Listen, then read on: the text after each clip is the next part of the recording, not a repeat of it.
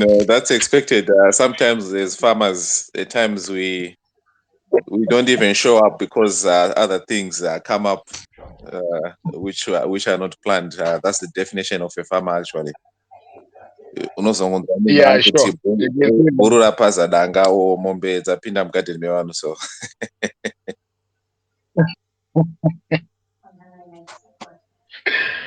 Yeah. Thanks a lot, Goma Ishmael. So today we wish to discuss on the basics of productive crop farming. I always love it when agricultural experts or farmers always remind each other that farming, number one, it's a business. Number two, it's a science. Number three, it's an art. So today, in Inizwango, I am mostly keen on looking at the science aspect or the science side of farming. Why? Because I personally believe that farming is 98% science. Like whatever we do, there is the science side of it. Whatever we do in farming, there is the science side of it. So today we wish to dwell much on the science side of farming. So topic in the basic of productive crop farming. Because I don't wish kuti tingotaura about one aspect. I wish kuti tingotaura overall the basics. This one affects papi, this one affects papi. You see, there are a lot of issues about farming. Saka handisi kuti the science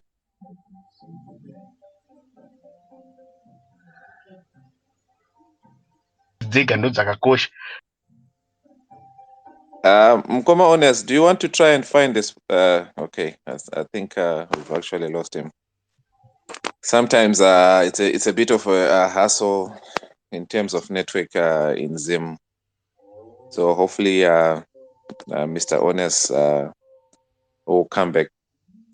Mr. Onias is a senior agronomist who's got quite a plenty of experience in agronomy. So it would be really good to have him on board and come back and share with us part of his work and explain also why we see if you put a crop in the soil, the next 2 weeks, 3 weeks, or 6 weeks, you'll be able to get a produce. What's really the science behind this growth? Because agronomy is the most important aspect in farming. Without that knowledge of agronomy, most people will definitely struggle to.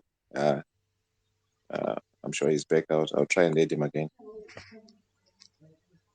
So it will be a very good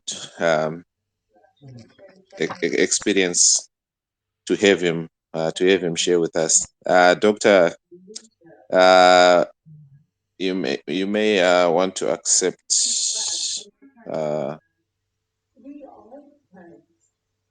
your mic, and also try and find a better spot than last time, because you were breaking when you were talking. Mkoma Onias, can you send a request? I've sent you a mic, but I'm not sure whether you got it. So there's quite a lot involved in the growing of crops in farming. Mkoma Onias, can you send a mic request, or can you accept the mic I gave you?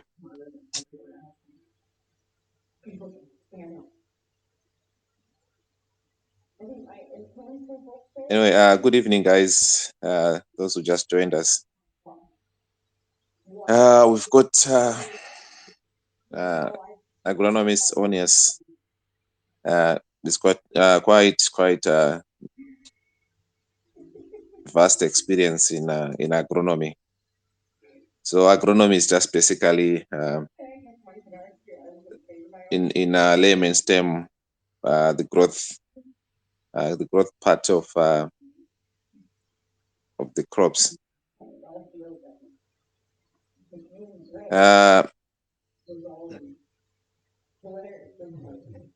Mkoma Honest, can you accept the mic and take over?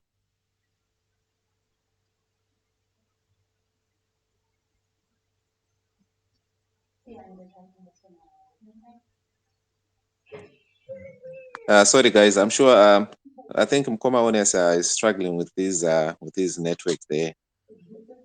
Hopefully he will be joining us shortly.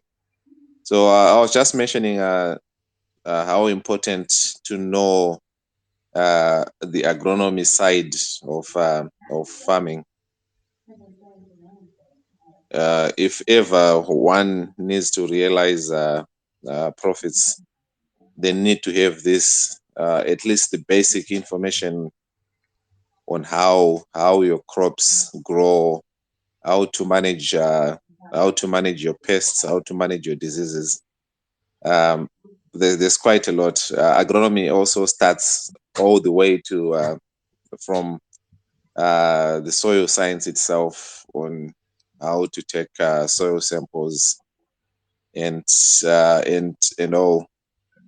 So Onias does soil samples as well as giving advice on chemical usage, and all the way up to harvesting. So it's unfortunate. I think we keep on losing him. I'm not sure whether he'll be back. Welcome, Colin. You are the one who does a bit of agronomy as well. So Uh, Hi, Ishmael. You okay? yeah, I'm good. Yourself? Yeah, good. Thanks. Hi, everyone. Yeah. No, my sort of agronomy is not as hands-on, I suppose, as some agronomists. So yeah, here in the UK, I do a bit of work for some farmers. My previous employer had how many farms? About close to about 12 in the UK alone, dotted around the UK everywhere. So during the UK season, cropping season, we would have mostly herbs, tender stem broccoli, and asparagus as well in Sussex. So, yeah, part of my job involved me driving around to the farms. Obviously, we would have one person per farm directly in charge of the day to day. So I'll just go in and share some notes with him, and then also to look at the uh, legality part of the operations, like is the water that we're using tested, the chemicals that we're using recommended for use, fertilizers and everything, and also to look at how employees are being treated, because that's part of very important aspect in operations, farm operations. So yeah, I can say on one of the farms, the main guy, we tried walking, I think, about 5 or 6 hectares to try and find a single pest. There was nothing. That guy was extremely good, and I know in most cases you don't find fields that clean, but this guy was amazing. So yeah, I don't know if there is anything else that we need to add on to that.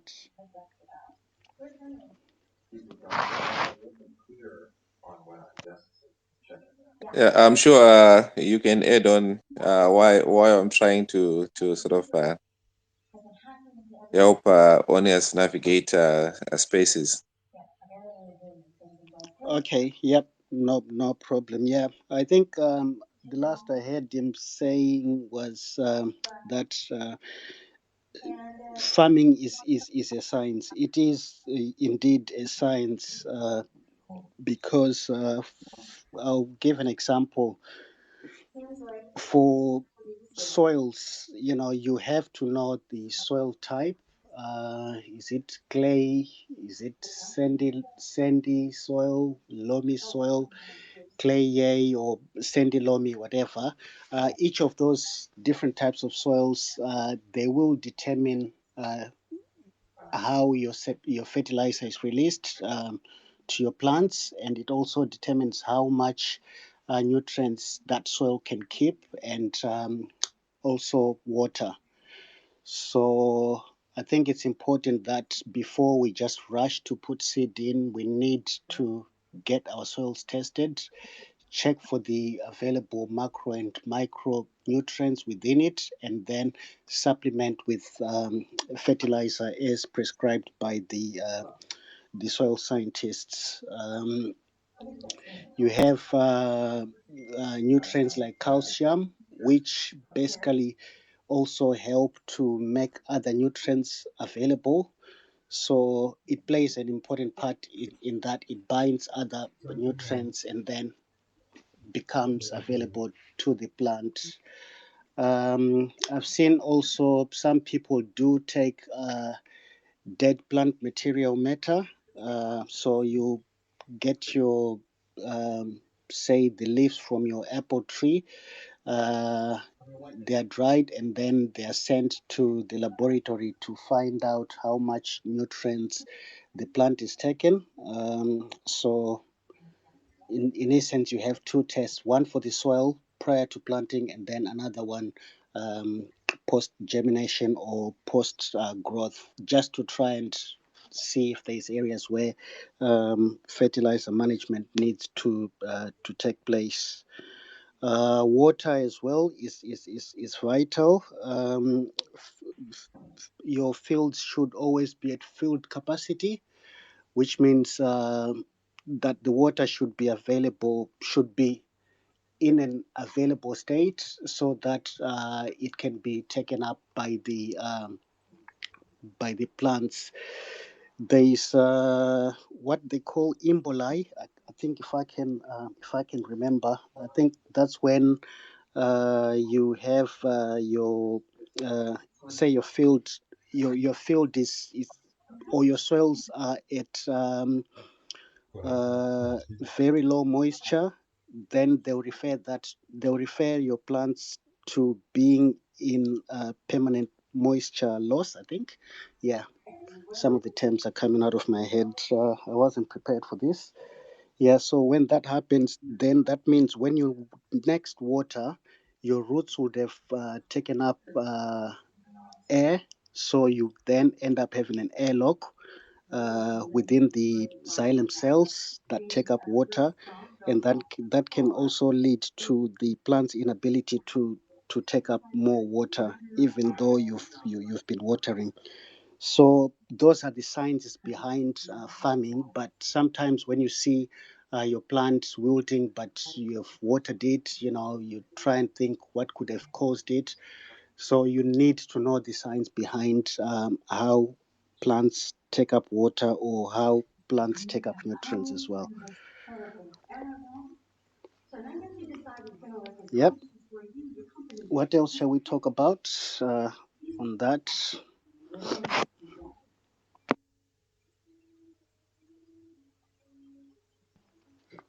Anyone with a question? Thanks, Colin.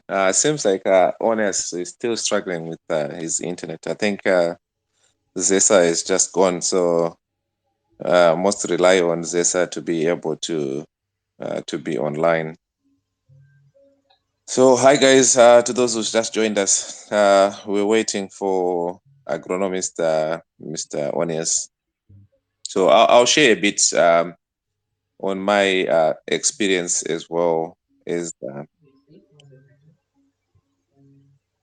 last week we were talking about the experiences farmers were sharing, how they are managing or what they are going through on their farms. So we thought having an agronomist come in this week to help. Like personally, I usually say to farmers, look, there's experts. The value chain is quite vast. It's quite big actually in the agriculture. So sometimes when we are practicing farming, we need to engage those people with experience in various sectors. Personally, I know there's some people who go to school, spend 5 years, 7 years just studying soil science, and there's researchers in farming. There's a lot of different technocrats or specialists in farming.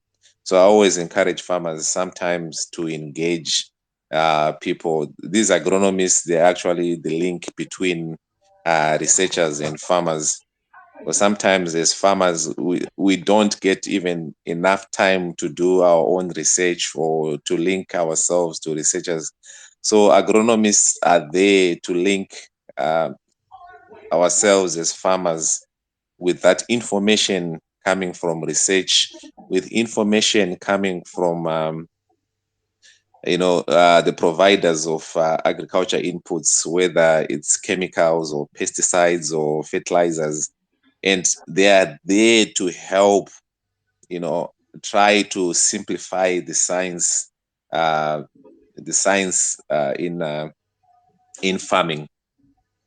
So what an agronomist does in the first place, before I add more on this one, I'm sure maybe nobody or Zim or Ru have got something to say before I start talking on soil science and add more. Nobody, you can go ahead. Greetings, everyone. Thank you for this topic. I think it's very, very needed. I'm sure in the near future we'll have awesome Onias back. But from my side, I don't have much to add, but I'm very much interested in this, in the area that I live. There is quite a lot of those greenhouse, and I kind of want to know more about it.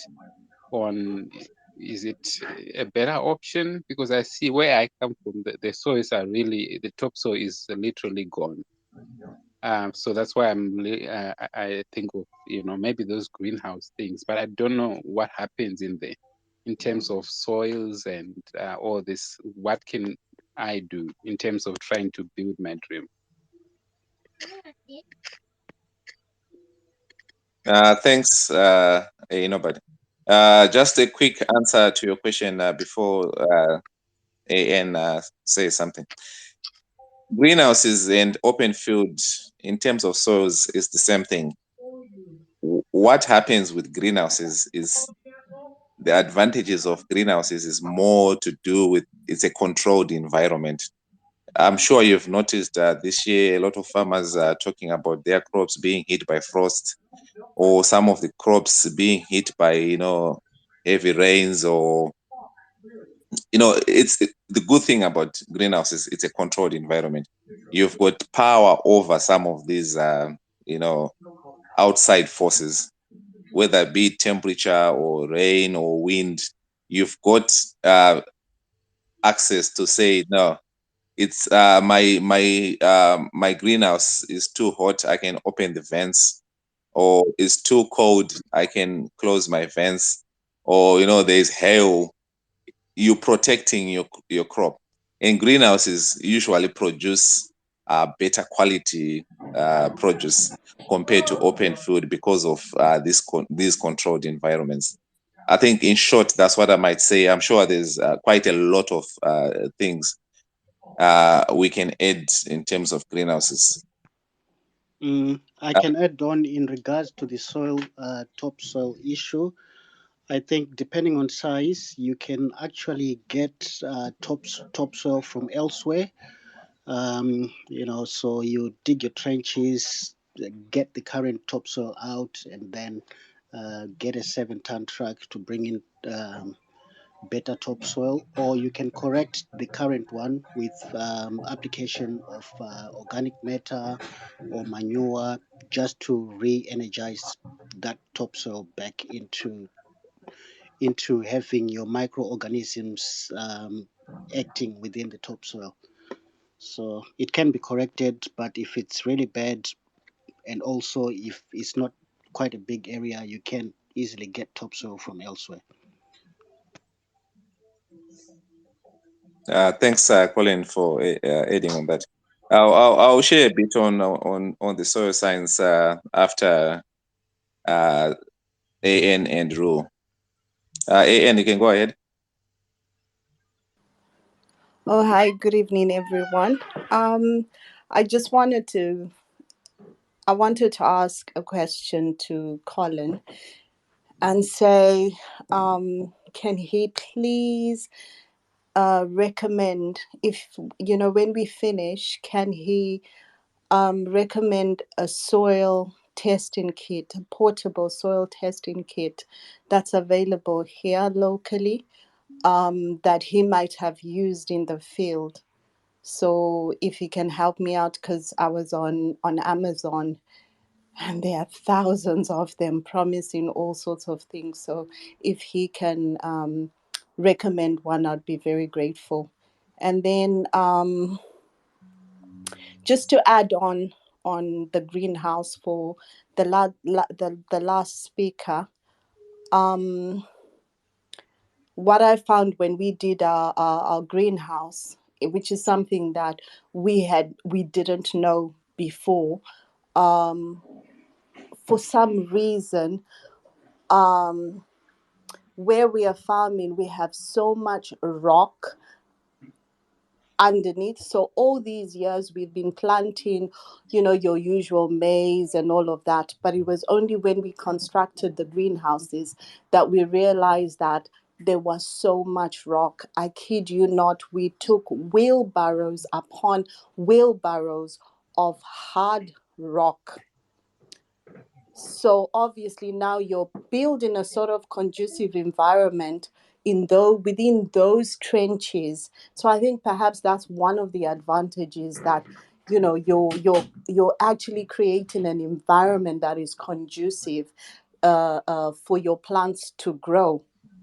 So that's one of the that's definitely one of the advantages, in that you go deeper, you're going deeper, you're making use perhaps of a piece of land that you wouldn't possibly ordinarily, if you were doing your field, your normal open field farming, perhaps ordinarily you wouldn't really look deep inside underneath maybe, I don't know, maybe 15 centimeters, because we were actually digging as far as 50 centimeters per trench. And then from there, we added things like manure. We treated the soil with fungicides like oxamal. We also added other fertilizers as well, that were obviously recommended according to the soil test that we had actually done. So I don't know if I'm off topic, but I thought I'd just add that. Thanks, Ian. I'm sure Colin wants to say something in regards to your question. Okay. For us, we never used any portable soil testing machines. But the only thing that's portable that you can use is probably pH strips or a pH meter for your soils, but you will need much more in terms of analysis. So a portable kit will not give you the full picture. So here in the UK, we normally use companies like Eurofins, SGS. You know, they'll do that. And in Zimbabwe, I think Department of Research and Specialist Services, depending on where you are, they also do some of that. I know. Oh, Colin, can I just say, I'm not talking about doing a proper soil test. We used the Zim lab. They were excellent in Zimbabwe, proper soil tests, following the instructions. What I'm talking about is the scenario where, for example, you know you're fertilizing according to your fertigation program, right? But your plant is now showing perhaps signs of a deficiency, perhaps nitrogen, but you are already using the exact amount that you're supposed to use, for example, in a 300 square meter greenhouse. Okay, so you know you're doing that, but now your plants are telling you something else. So that portable soil kit also just kind of sort of like you're testing to see, okay, how much nitrogen do I actually have present in the soil. So that's what I'm looking to do, not necessarily, the normal, full on soil test. No, just to test. Okay, so you might want to look at this one called micrometer. Uh, no, Mm. microbiometer. Yeah, microbiometer. Is If you it search, like the one you use? Because I use, when I'm doing my skin formulating, I use a pH. I use, I use that. Is it like that? The one you, is it no, like that? no, No. it has Okay. tubes. Well, it has a couple of test tubes where you put your soil in, and Uh, then you add in a chemical, and then it sort of reacts, and then you've got your the chart that shows you what sort of thing. what you're Yeah, lacking. yeah, it also comes with an app as well. So yeah. Okay, can you send me that one? And maybe, but Taffy, you can also just elaborate on what you were talking about, because I got that idea from you. Mm-hmm. Okay. Okay, thanks, Colin. All right. Um, thanks, Ian. Ru, you wanted to say something? Ru, are you there? No, I think I pressed by mistake. No, that's fine. Yeah, I added you as a speaker. I saw your request. So, guys, I'm sure we were talking about I was trying to get hold of Onias, but it seems like he's actually dropped. There's some issues, unfortunately. So some of the things you was going to share is us in agriculture. One, whether there's potential farmers here and farmers who are practicing already. Me, I'm also a farm consultant, as much as I'm more in the dairy industry. That's my specialty, but I also do farm consulting as well. So after when we always say farming is a business and farming is a science, the business side of it, when we do our business plans, that's the first thing we do. We sit down and we talk. What aims do we have? What objectives? What do we want to achieve? All those things. Now we're going onto the ground. We say, look, this is the field we've got. What do we need to do? Always, my first recommendation to those who have worked with, let's do a soil test. Let's do a soil analysis. What do we mean by that? Is taking some samples, depending on how big your field is, to see what type of soils we have. what type, how much nutrients is in that in those soils. I always say plants are just like us humans. For us to grow, for us to survive, we need a balanced diet. And where do we get all this? From the food we eat. How many the calories, the protein, the carbohydrates. It's just like a plant as well. So when we're doing a soil test, there's quite a lot involved in soil science. We can talk soil science on its own forever, but I'll just try to summarize some of these things when we're doing a soil test. Why a soil test is important. For any crop to grow, any crop, it needs nitrogen, it needs phosphorus, it needs potassium. It also needs micro nutrients, be it boron, be it zinc, there's quite a lot of micronutrients. And some of these nutrients are available in either, one is when we do the business plan, that's when we talk about one needs to practice what we call organic farming, where you don't use any fertilizers, but natural ways of giving the plants their required nutrients. Back to why we do soil testing. Soil testing actually give you the amounts of those nutrients available in the soil. And it also determines your soil pH. Soil pH, why is it really important? The pH is really important because every crop requires a pH. It's a vast range, but it's usually between 5.2 to 6.5. Anything which goes below or beyond that, it hinders the movement of these nutrients and the availability of these nutrients in the soil. So this is where now the science part of it comes in. If your pH gets too low, which I call acidic, which is under 5.2, your soils are becoming acidic. What causes this acidity?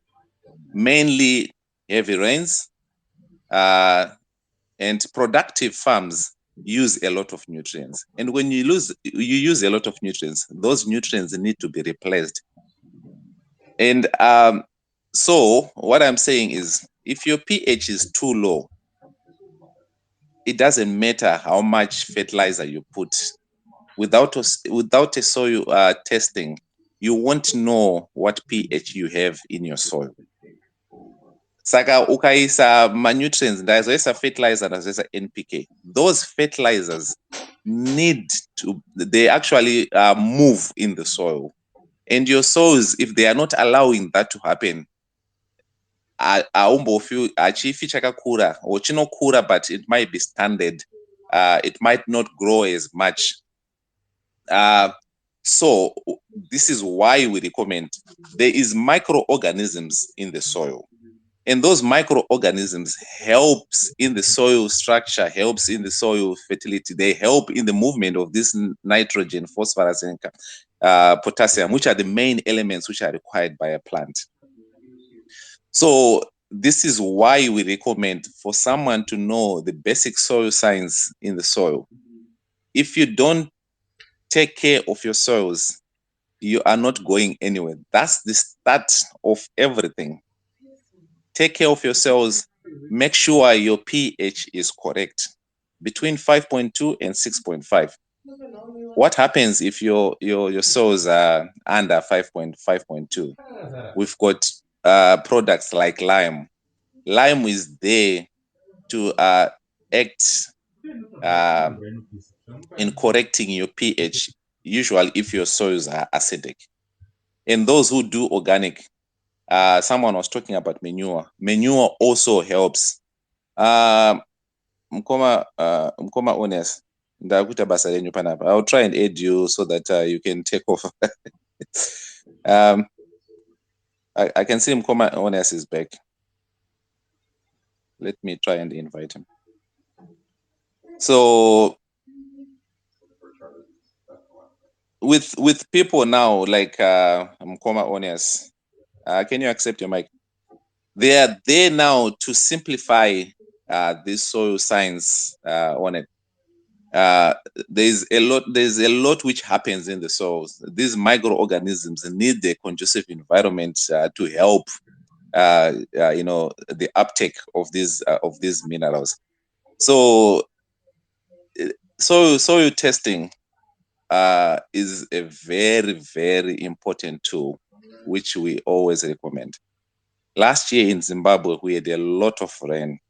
And one thing I can tell you right now is most soils, their pH is on low. If you haven't tested your soil, your pH, I guarantee you that your pH will be very low this year. Lime is not that expensive to correct your pH. If your pH is correct, if your pH is right, you are guaranteed of a good crop. So most people, we see the questions like, guys, how much bags of fertilizer do I need per hectare to grow my maize? Those things we're trying to say it's a no. I'm sure, I hope we've got people who do soil testing here as well, hopefully. The prices range from $10, $15 up to $25, depending on what sort of soil test you want to do. Personally, I usually recommend a full soil analysis, which will tell you all the available nutrients. And that test, it usually takes at least 14 days to up to 28 days. If anyone ever tell you that they can do a soil test in 4 days, in 5 days, you need to question yourself, because there's a lot of things which happens when a soil test is done. And that $15 or $25 might make you a lot of money, might save you money. So that when you do the soil test, it also tells you how much nitrogen you have in the soil, how much potassium, how much, all these nutrients. And a crop, every crop, when you do your basic research on every crop, you will know how much that crop requires for it to grow until harvest. So if you know your soil, if you do your soil test, it will tell you how much nitrogen you have. Then basic maths, how much nitrogen does a crop? I'll give you an example of maize. How much nitrogen does maize require? How much nitrogen do I have in my soil? How much do I need to add so that I can achieve the requirements of that particular crop? And also, how much will be left in the soil? That's what determines between a 1-ton crop, a 5-ton crop, or a 15-ton crop. It's that simple. It's the agronomy which determines your harvest. People in the same, we've done trials. I was a research assistant some years back with the Pioneer in New Zealand when we did trials. In the same given field, you do your soil tests, then you start applying different amounts. For an example, you can put on a block, you can put 100 kgs, another block 200 kgs, another block 300 kgs. You can see after doing that. And another one, the recommended one, you can see the differences in way those crops grow. So I'm just because they are growing a better crop than others. Why? Because they were doing, I was talking to Anna the other day, she said, a grandfather used to take these soil samples, but they didn't understand why he was doing that. All those things they've been doing and practicing it for a very long time. And they were producing a very good crop because they were doing the basics, which is soil science. So this is where I usually recommend to have agronomists to come and interpret. When you do your soil test, they'll give you recommendations, and per every crop, or for the crop that you requested, they will give you the recommendations of how much lime you need to put so that you correct your pH, how much nitrogen do you need for that, whether it's sweet potatoes or tomatoes and all. So they'll give you those recommendations when you do your soil test. All these other things which happens after that, it's just basic agronomy where, you know, you can read, you can research, you can talk to other people with a certain experience. But personally, I always recommend farmers to do a soil test or you know, a soil analysis. That's where everything starts when it comes to cropping. You will never go wrong when you do a soil test. So that's where the science is. My microorganisms are removed. They help a lot in the soil structure. My roots in my crops, some of them actually follow those you know, microorganisms. They will be aerating the soil. So as soon as your pH goes down, there's no longer that conducive environment for those microorganisms are removed to be able to do the job they are doing. Most of them might die. You can go on a pH under 5, you know you are killing those microorganisms, which are very important in your soil structure and the movement of these nutrients. So basically, an agronomist will take over from there after you do your business science, your business plans and everything. Then these guys can come, you know, you can make arrangements whether they come every week or every 2 weeks or every month now to help you with your crop. The second part, now we've done our soil science. Recommend people to do your due diligence and do your research on what you want to grow. Know the basics terms used in farming, things like plant population, you know, why do we grow our crops? Why don't we grow our crops in winter? Why do we grow our crops in summer? Why do we need heat, you know, for the crops to grow? All this basic information we need to be able to research. What are heat units? You know, we say, oh, we grow our maize. Why do we have a season for growing? Why don't we grow maize in winter? There's quite a lot of things involved, which is all that science. And some of this science, researchers would do the research per crop, or, you know, then we go into I'm going to, you know, rush through this, unfortunately, Onias, but hopefully we might be able to help one or two farmers through our experiences as well. And, you know, scouting, that's where also agronomist comes. There's a lot of can I call them conditions, or there's a lot of diseases, there's a lot of pests which attack our crops. And if you don't have the knowledge of some of these things, I was just adding something.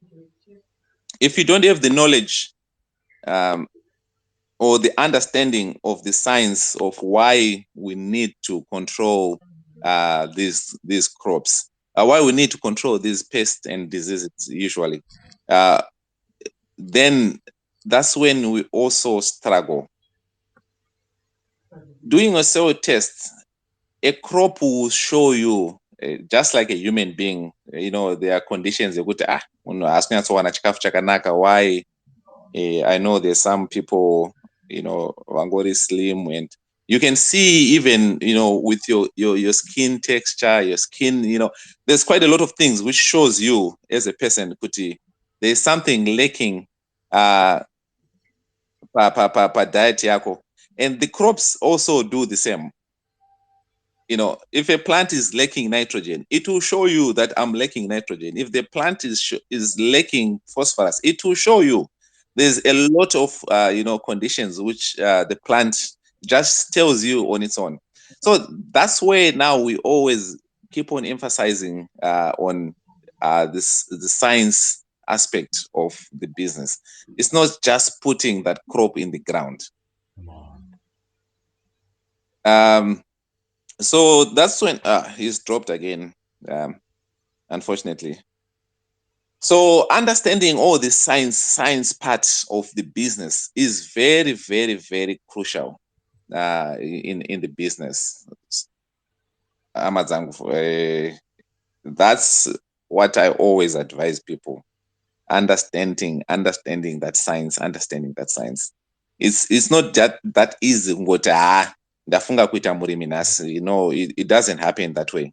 There's a lot of things involved, and vanhu vazhinji vanochema, and the reality will hit you very hard. Munopinda a particular pest or a particular disease when you don't know anything, or your crop will just show you signs which you don't even know. Why are my leaves turning purple? Why are my leaves turning yellow when they are supposed to be green? So all this comes back to the science, and why we recommend the use of these agronomists now. Some of these people went to school just to study the agronomy side of the crops or of the agriculture business. They come in and help you. As soon as you find something, these days of technology, take a picture, send to your agronomist. Take a picture, send to them.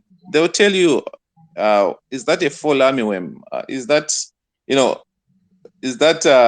downy mildew? There's a lot of diseases which are found in crops. There's a lot of pests which are found in crops. Then they give you recommendations whether you want to use, as a farmer, differentiating between an insecticide and a pesticide.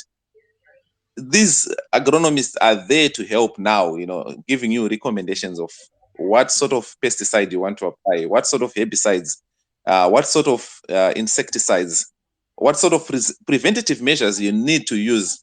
So there's quite a lot, guys. I'm sure I've got a lot of people who kept on asking me, you're always saying farming is a science, farming is a science. What do you mean? Guys, there's a lot of science. Like what Onias said in his introduction, more than 90% of farming involves the science part of the business. But you need to understand the basics, science. I'm glad to see Munya. You always talk about. Hopefully, you can share a second or so. But guys, we're almost getting to an hour. We'll leave this time for any questions or any additions. Sekuru, you requested the mic. Do you have something to say or ask? Good evening, everyone. I wanted to ask you, what is the simplest way of testing soil? Let's say a person is on the village, Antogara Mosha. Can he use milk to test the acid, the alkaline and the acidic of his soil?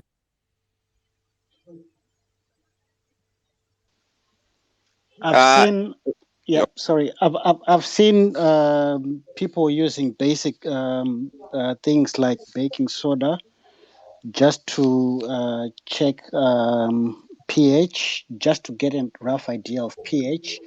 But I think if it's in relation to pH, I think the best would be to just get a batch of pH strips.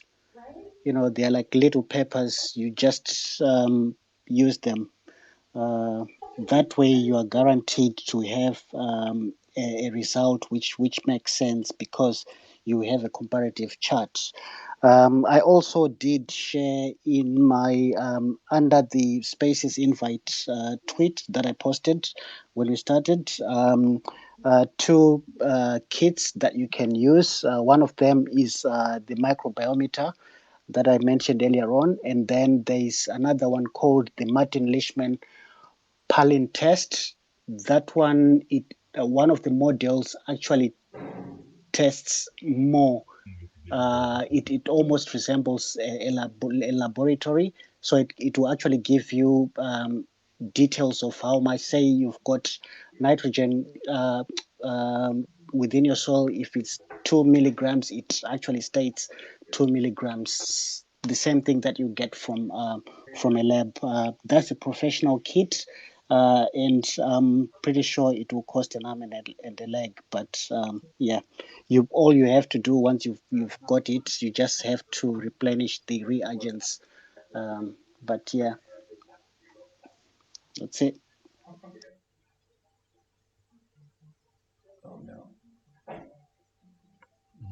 Thanks, Colin. Munya, you can go ahead.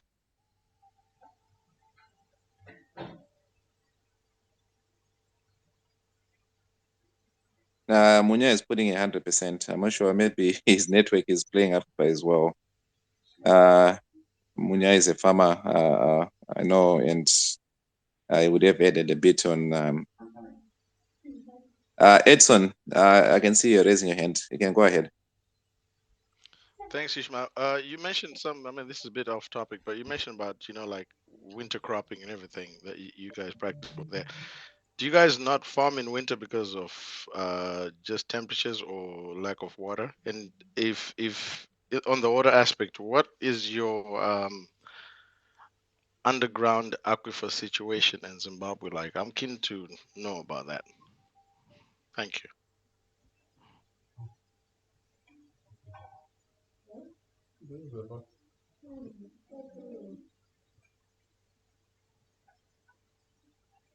Did you hear my question, or we lost it?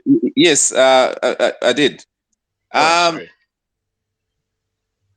Yeah, in terms of growing in winter, yes, we can grow depending on the areas you are. Like I said earlier on, some crops have got the requirements of heat units or requirements of lighting, and some crops are not tolerant of things like frost and cold temperatures. There is crops we can grow in winter, for example, wheat, which does well in winter. So I'm not sure whether that answers your question in terms of growing. Yes, there's crops you can grow in winter, but there are some crops which doesn't really do well in winter because some of the winters can be harsh, which doesn't give a very good environment for the crops to grow. And what I've noticed and seen is usually it takes longer in winter for those crops to grow compared to either summer or spring, depending where you are and what you call it. And on the aquifers, I'm not sure whether someone can add on that one. Personally, I don't want to speak what I I don't really know. I know a bit, but I don't want to lead you to the wrong things.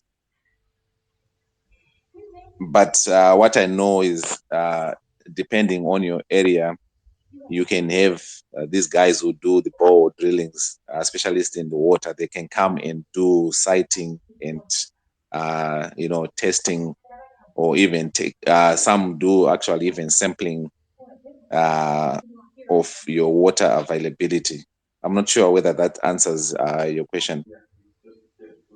No, you answered the winter one, and the underground aquifer one was more directed towards, because like how we don't. I mean, I don't know what it's like now, and because we never used to farm a lot in Matland and Masvingo. I think Masvingo, the southern part, but clearly we have a lot of land over there which we could utilize for a lot of crop farming, but we don't tend to do that because I don't think we have enough information on the availability of water underground. So that was what I was kind of pointing to. But you answered my question though. Thanks very much. I appreciate that. Now that's what I think. Yep. Yep. There's a study which was done in 2014 by the likes of Masocha and Magadza. The publication is actually online. You can search for Zimbabwe strategy for managing water quality and protecting water sources. So that will give you a rough idea of the aquifer situation, and there's a pictography in, I think, in one of the appendixes. I think it's Appendix A. Yeah, I'll share the title. Then you can look for it. Just look for the Spaces invite I put out, and then it will be under there. Yeah.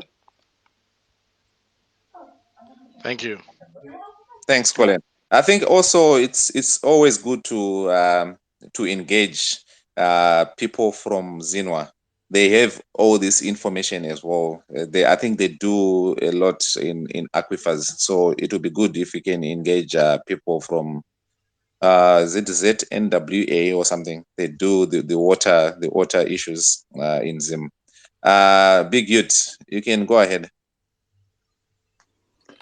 Thanks, Ish. Yeah, good evening, everyone. Yeah, I just had a question, really. I mean, I think, yeah, you're absolutely right about soil tests and sort of knowing your land and knowing what it requires. One issue, really, I find, I mean, we don't do crops, we do livestock. We kind of stopped doing crops, so we grow for feed. And sometimes take to market if we've got excess. But my question really, which I wanted to ask, and hopefully you can point out, is as farmers, there is a cost associated with agronomists. It's quite a high cost. And I was wondering if you can highlight in Zimbabwe what the recommended time frame for doing your soil test is. Obviously, I think 3 to 5 years. Every 3 to 5 years is suggested. And if there's any way that you can do your own soil tests, either through soil test kits, just in between to see if your land is still in its sort of optimum growing level. But yeah, so I think that's quite important, really, because I think it is all good having agronomists and appointing agronomists, but it is a cost. And I think on other spaces that you've had, we've had people having experiences where they suffer losses, really, in terms of going to market and not getting the optimum price for your produce and things like that. So I think having an agronomist appointed and paying him or her can seem a luxury to your sort of starting up farmer, I think. So I think it'd be quite important, really, if you can highlight on how often you need to do your soil tests, and also how sort of doing the basics, things like crop rotation, as well as land preparation and things like that. How that kind of plays a role as well, really, in terms of making sure your land is at the right level. Yeah, so I think that was my question. I think from experience, it is ideal to have agronomists as consultants, like you said. Take a picture, send it to them. They provide advice. You pay them for the advice, I guess. And I know certainly we do that in terms of our nutritionists for our livestock. They tell us what to put in the feeds, but they and that's it, really. And then we take it over and we go. But if we need to consult, we go back to them. So you're paying a consultation fee, I suppose. So again, I've kind of probably rambled, but yeah, it goes back to if you can advise on how often you need to do those soil tests. Yeah, in terms of trying to minimize that cost. Thank you. I'll go back down if that's okay. Thanks very much. Thanks so much for that, Marcy. That's quite an interesting question. Look, This is why we discuss these things, and sometimes I might come in as being negative or things like that. Why we recommend the use. So there's some fertilizer companies, they've got their own agronomists who can help you, because you'll be buying products to them, and it can come as a free advice. If you get an opportunity to do that, you can do that. If you get an opportunity to employ a consultant or an agronomist who you pay to do all these visits, we also really highly recommend that as well. Because one thing what agronomists do, or what from my experience, what we do, we are talking about the soil, we're talking about the science in the business. Most people, some of the farmers I've talked to, they actually tell me they don't know what's called a nutrient budget. It's not a crop budget, it's a nutrient budget. What's a nutrient budget? A nutrient budget is now where you come in. When I was mentioning about the crops requirements of these nutrients, we know maize or tomatoes require sort of certain amounts of nitrogen, certain amounts. You put this in your nitrogen budget, in your nutrient budget. You do a nutrient budget annually to see your nutrients requirements yearly. So if you've got that tool, it's just like a crop budget, but this one is just for the nutrients. So you are budgeting your nutrients. When you grow your crops, these crops take away the nutrients in the soil. So when you're using this tool, and some of the agronomists, or most of the agronomists I know, they've got this tool. You just enter a certain crop. It will tell you how much you put in. It will tell you how much was in your soil when you did your soil test, and it will tell you how much is sort of left in the ground. But recommendations, yes, for soil tests are usually every 3 years. Personally, we do them every year. Why? Because any farm which is very productive, it will use the nutrients. So you really need to know how much you're using. But a nutrient budget will also give you a very good guide of how much you applied. It's an Excel document, but it's a program where you just enter these figures. Everything comes automatically. If your agronomists have that, I'm sure they can use that. But my recommendations now is, as a farmer, when agronomists or specialists or nutritionists or all these people are helping you, also try and grasp these concepts and all these things they are teaching you. It's very good for you. In 2 or 3 years time, you'll be able to understand most of these things, and like you're saying, trying to minimize some of these costs. From the experience you're getting, you can apply those experiences. We talked last week about employing also your labor, employing the right people, the qualified people. You might employ a farm manager, who've done a diploma in agriculture, a certificate in agriculture, or a degree in agriculture. Those people, when they work hand in hand with the agronomist, they will get to a point where some of these things you don't necessarily need the agronomist, because they'll be understanding what's going on. I'm not sure whether I answered your question. Simboti, you can go ahead. Guys, we only got another 7 minutes to round off. Simboti. Before Simboti jumps in, just to add on in terms of frequency, it does also depend on the types of crops or the cropping patterns that you have on your farm. Your irrigation, how you're irrigating. Obviously, if you're doing flood irrigation, there's bound to be a lot of leaching. The amount of rainfall that you've received that year as well.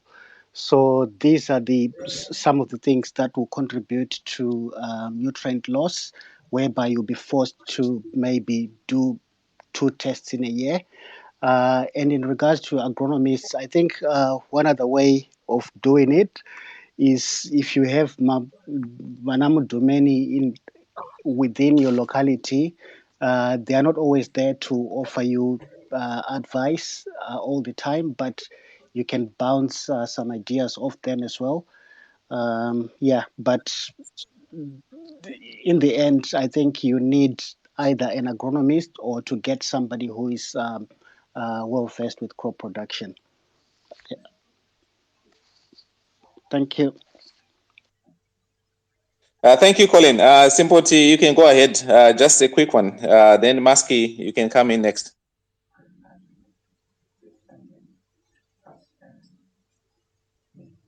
Simple T, are you there? Yeah, I'm there. No. You can hear me? Yes, we can, but there's a lot of echo. Oh, sorry, I've moved to another area. I think now you can hear me clear. Okay, thanks, guys. I requested to speak during the time. One speaker was asking, how do we taste our soils? So he was talking of milk or something like soda. I'm not very sure. I know there are some simple, like home-based substances. But what I just want to highlight, or maybe you guys, you obviously the agronomists know much better.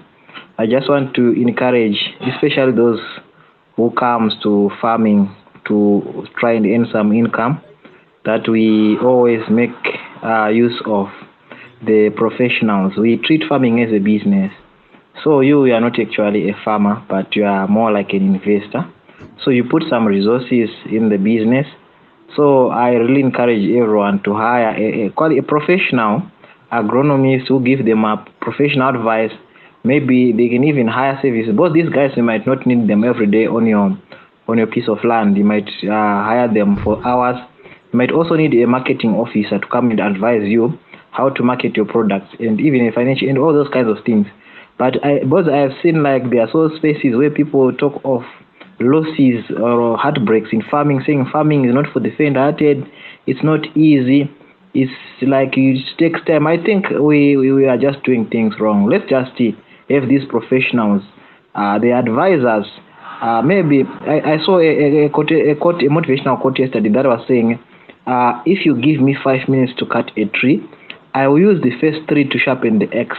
What I picked from there was that sometimes if you have $5, rather than to take all that $5 and try to be a farmer yourself, a marketing officer yourself, an agronomist, a water finding expert, just take half the money and find the experts.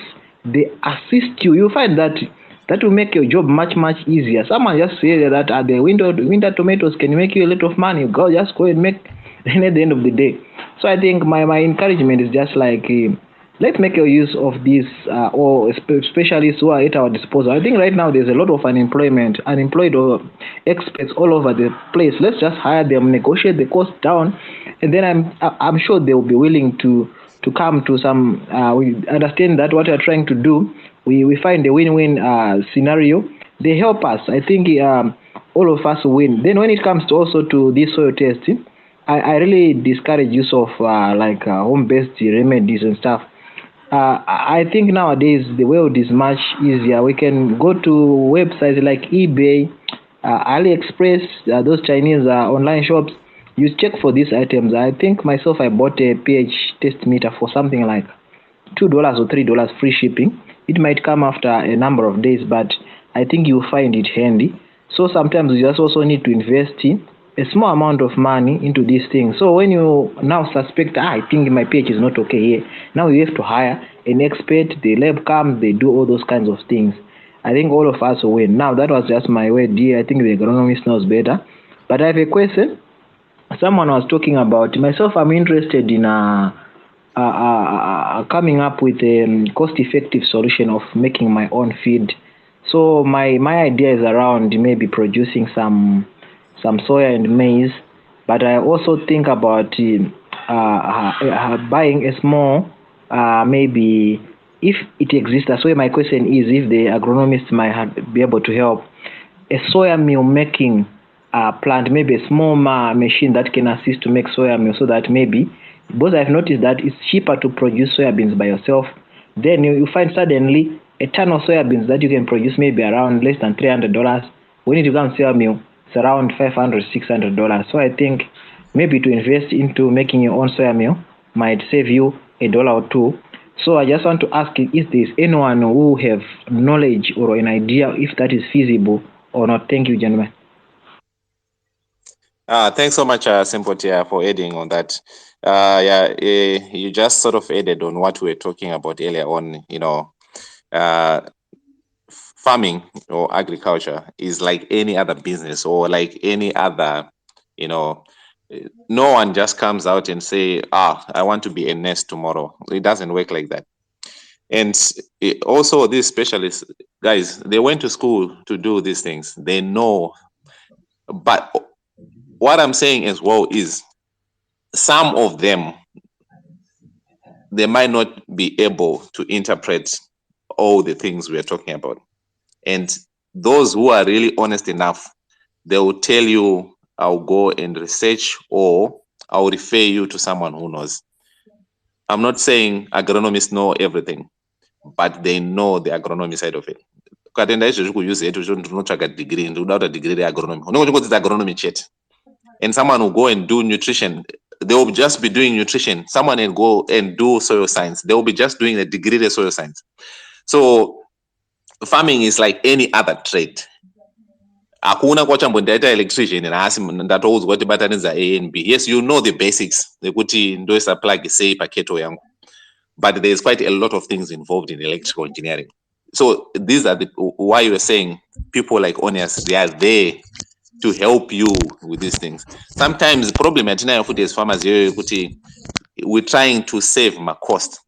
But at the end of the day, it can be actually costly the amount of money you're going to pay for an agronomist for just those advices. So sometimes it's really good for us to tell each other the truth. Let's engage people who know. Anotoenda kuchikoro kunostata a particular disease ngoti autongostata a disease of a crop. So let's try and engage these people. And whilst we do that, we also need to learn as farmers when these guys are teaching us. Kuti tigo understand kuti next time you face a similar problem, you know what to do. My Ndebele is not that good. Umqini, is it? You can go ahead. Thank you for the space. Thank you for the space. I was listening and following.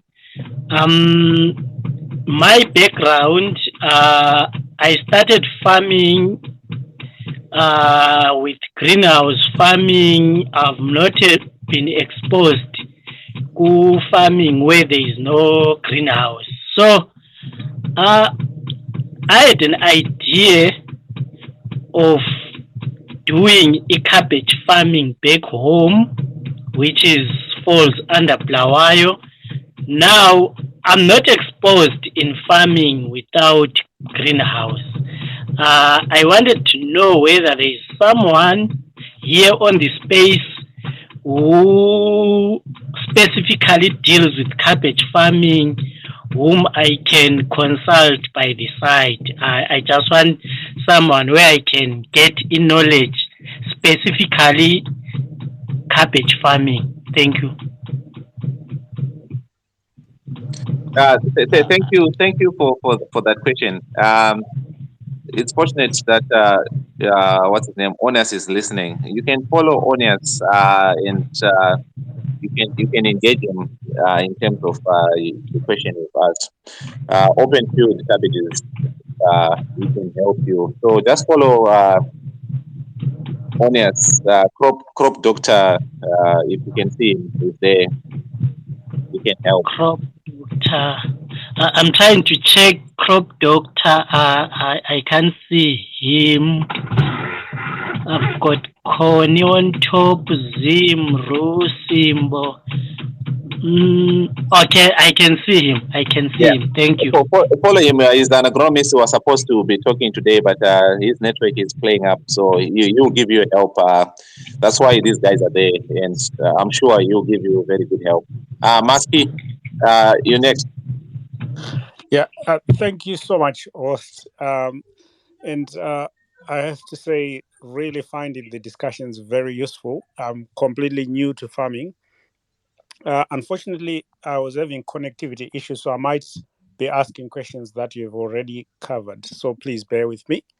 My first question was, did I understand you correctly that we need to treat soil pH separate to, like, say, crop nutrition? And also, if I understood you correctly, is it only lime that will correct my pH? Say my soil is very acidic, or is there some components that come out of the fertilizer that I will use that will go towards maybe replenishing or correcting the soil acidity? So that's my first question. My second question is just really, I've really wondered, uh, is there any benefit, say, when you harvest your maize and you leave, I think it's called chaff or mashanga in Shona. Is there any benefit to leaving that so that when you till the land again, that can more or less be used as manure? Does that work or not if you're doing like large scale farming? I have about 30 hectares, so I'll be keen to know your responses. But thank you so much, and I'll drop off. Thanks so much, Maski, for the questions. I don't want to keep on answering most of these questions. I'm not an agronomist myself, unfortunately, honest. But I'll give you. I've got a bit of a knowledge about that. So what happens when your crop is using those nutrients? Some of these nutrients stay in the crop itself, like in your mashanga. So if you take mashanga and test them right now, that's why we ended up using mashanga even for animal feeds. You can find even up to maybe 4% of protein in mashanga. So some of this protein is nitrogen or phosphorus, which has been converted into protein. So that's why these some of these. So you're also utilizing back some of these nutrients which are in those mashanga, and they also help you in terms of your soil structure. Your soil structure, mashanga, they will actually sort of act as manure when they are dying. So they will help your soil structure, which is very highly recommended to help your soil structure because it aids in the root development and all sorts. So yes, it's actually recommended if you can plow plow down those mashanga. I can't remember your first question. Yeah, it was just whether. Thanks, host. It was just whether. You mentioned, lime is the most available ways, and if I'm not mistaken, manure as well. If you've got access to manure can also help on your pH. But lime is usually the one used. Manure can help both ways in terms of acidity or if your soils are highly alkali. But if they're alkali, some of these NPK or you find fertilizers with boron and zinc and sulfur, they can also help if your soils are too alkaline, which is very rare to get soils which are alkaline. Most soils are acidic because of leaching. Nobody. Guys, we'll be rounding off very soon. Apologies for that. We normally just go for an hour. We don't want to end up boring people with long conversations. But we'll give nobody if he wants to say something. Hey, nobody. No, that's all right. Rounding off, Colin, AN, and Ro, do you want to say something? Okay. Me, I just wanted to appreciate the time and the conversation, and also add a statement that my A-level agriculture teacher used to say. He used to say, the success of crop production lies in a farmer being able to communicate with the crop. Thank you. Thank you for Okay. that. It's basically saying communicating with the crop. That's what we're talking about. If you see your crop yellowing, it means something is wrong. If you see your crop turning purple, it means something is wrong. If you see your crop wilting, it's moisture stretched, or there's something happening. That's the communication you're doing with your crop. Thanks for adding on that, Colin. Okay. Thanks everyone for joining this space. Unfortunately, I wasn't very much of help. My agronomy skills have sort of weathered away due to geographic location. I am now more into post-harvest management and cold chain management. So, but the agronomy side is still in me, but not that very current. But yeah, let's follow each other and share ideas. Next space is next weekend, and I'm not sure what topic it will be, but always make time to listen in. Uh, you'll pick up a couple of useful things from these spaces that will help you in your farming journey. So, all the best, farmers, and always seek professional help. Don't do it yourself always, because it will end in tears. Thanks. Yeah, sometimes definitely it will end in tears. And farming is not it's not that forgiving as well. There's quite high rates of depression and even in some countries suicides because of farming. And if we don't adopt the science part of farming, most of those results are because of that, the stress and all these things. Let's try and engage people who know. Omera as farmers. I know it's a hassle. Sometimes marine gesipo, but sometimes Mario can be saved. Like I said, when you do a soil test, my fertilizers, they've got different prices. Let's say waisa soil test, yakudza kuti muvhu mako mune phosphorus yakawanda. You go and buy less fertilizer in a phosphorus shoma. It might be cheaper just because you did a soil test. If you don't do a soil test, that calcium or potassium, which is already available, you go and buy yourself fertilizers with NPK. So some of these things now, unfortunately, we're running out of time. I have to go. I work on a dairy farm and it's almost 5 a.m. now. I was supposed to start milking at 4:30. My cows are zakatondi. So, but with my passion for farming, some of these things, there's quite a lot of things, we what agronomists or what specialists, it's not just agronomists. Today, yes, it was a topic for agronomists, but there's quite a lot of information which needs sort of interpreting, guys. The other time I was talking about, there's quite a lot of farmers here. Do you understand? Ukanzibhegera kuri fertilizer takakura tichingoudzwa kuti there's top, kune inonzi D, kune inonzi top. What does that really mean? So those are sort of the basics we are trying to say. D, those are basal fertilizers. What are basal fertilizers? These are fertilizers which are applied pre-planting or during planting, and usually applied underground. If you are using machinery, these are basal fertilizers. And top dressing, these are fertilizers which are applied on top when your crop is growing. So this is the basics we're saying. Let's try and understand these basics of fertilizers, of farming. Fertilizer, you're saying you want to go and buy top, or you want to go and buy D. NPK plus maybe boron or zinc or things like that.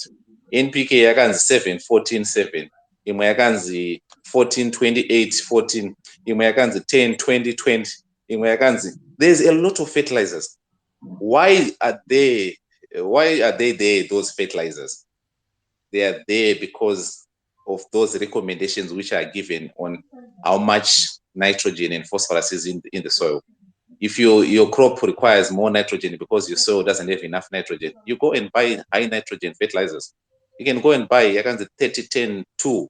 You can go and there's a lot of fertilizers, but all these things you can only understand or you can only apply them when you get your research into the basics of farming. I always encourage and recommend, guys, let's understand the basics at least, especially if you didn't go to school or if you didn't study agriculture as your trade. But if you want to be a farmer, you need to understand all this basic science in farming. I think we'll take it top because there's need for you to understand why you are buying AN and why you are not buying urea. What's the difference between urea and AN? What's the difference between a pesticide and a herbicide and all these things? We need to understand them, guys. So I'm not sure whether there's someone who wants to add. Otherwise, we'll end for now. And next week, we've got, for those interested in pig farming, we've got two guys. Rungano, he's doing well in Victoria Falls. He's doing pig husbandry. And we've got Tafazwa, I think he's based in Bindura. He's worked with the Pig Industry Board. So we've got these two guys coming to share in those who want to venture into pig farming next week, Saturday, same time, unless or otherwise something comes up during the week, but always 7 p.m. So next week, we're doing pig husbandry. Thanks so much, guys, for listening. Bye for now.